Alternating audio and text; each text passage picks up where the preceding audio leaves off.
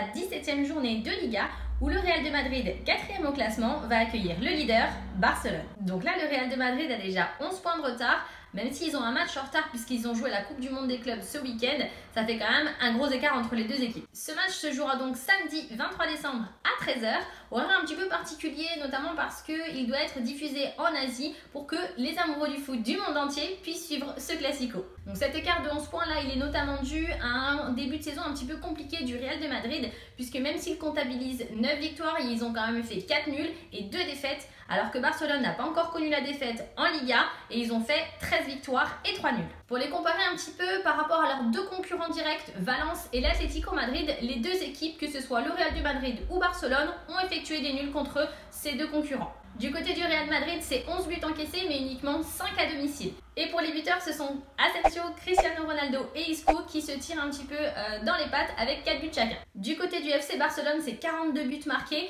et 14 uniquement par Lionel Messi et 9 par Luis Suarez. Et en plus d'être la meilleure attaque, il faut dire que le FC Barcelone est également la meilleure défense avec seulement 7 buts encaissés, ex-aequo avec l'Atlético Madrid. Et donc pour le duel des deux meilleurs joueurs du monde, Cristiano Ronaldo se trouve un petit peu à la ramasse en championnat alors qu'il est beaucoup plus prolifique en Ligue des Champions.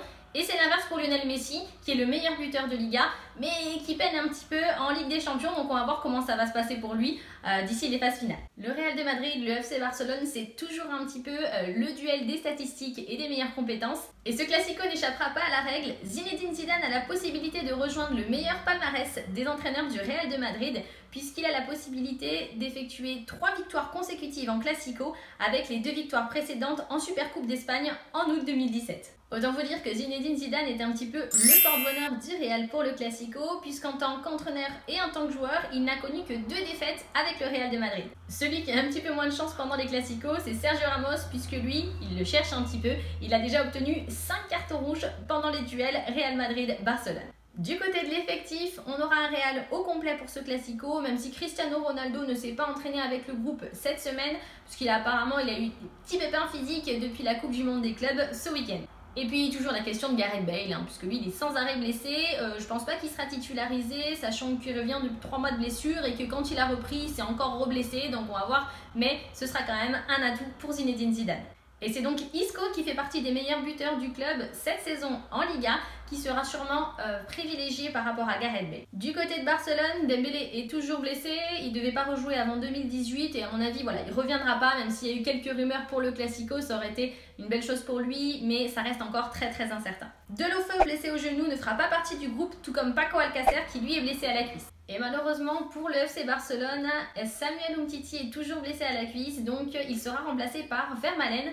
Pas une si mauvaise nouvelle que ça, même si Samuel Umtiti reste un des piliers de la défense centrale. C'est vrai que lorsque Vermaelen est sur la pelouse, c'était un but encaissé par le FC Barcelone en 6 matchs, toutes compétitions confondues. Donc ça reste une stat très correcte.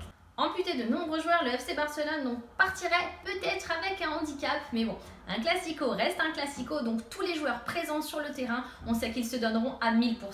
Quoi qu'il advienne, c'est un beau cadeau pour tous les amoureux du foot de pouvoir assister à ce Classico juste avant Noël. Au niveau des cotes, une victoire du Real de Madrid est à 2,05, le nul est à 3,60 et la victoire du FC Barcelone, 7,90. Et notre ami vrai parieur, qui a été attiré par la grosse cote du match nul, donc 3,60 je le rappelle, pense que voilà, ça va être difficile de départager ces deux grosses équipes. Le Real de Madrid est dans une situation un petit peu compliquée et Barcelone est très fort. Aucun des deux ne souhaite perdre ce match.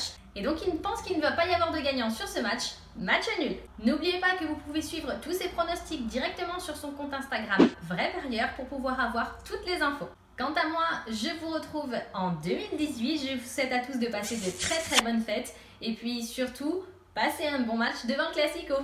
Ciao les dopidop.